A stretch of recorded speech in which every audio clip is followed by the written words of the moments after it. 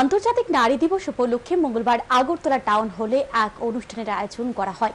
সমাজ কল্যাণ ও সমাজ শিক্ষা দপ্তরের উদ্যোগে এই অনুষ্ঠানের আয়োজন করা হয়। প্রদীপ প্রজ্বলন করে অনুষ্ঠানের উদ্বোধন করেন মন্ত্রী টিঙ্কু রায়। উপস্থিত ছিলেন মন্ত্রী শান্তনা চাকমা, ত্রিপুরা বিধানসভার মুখ্য সচেতক কল্যাণী সাহা রায়, বিধায়িকা মীনা রানী সরকার সহ অন্যান্যরা। এদিনের অনুষ্ঠানে বক্তব্য রাখতে গিয়ে মন্ত্রী টিঙ্কু রায় বলেন, পৃথিবীর মধ্যে একমাত্র ভারতবর্ষে মাতৃভূমিকে মা বলে সম্বোধন করা হবে। এটা ভারতীয় সংস্কৃতি, এখানে নারীদের সর্বোচ্চ স্থানে রাখা হয়। বর্তমান ভারতবর্ষের রাষ্ট্রপতি একজন মহিলা, ভারতের অর্থমন্ত্রী একজন মহিলা, ভারতের অসংখ্য মহিলা রয়েছেন যারা প্রমাণ করে দিয়েছেন বিকশিত ভারত গড়তে তাদের অবদান একটুকুও কম নয়। মন্ত্রী টিঙ্কু রায় এদিন খেলাধুলার ক্ষেত্রে ত্রিপুরা রাজ্যের মেয়েদের সাফল্যের বিষয়ে তুলে ধরেন।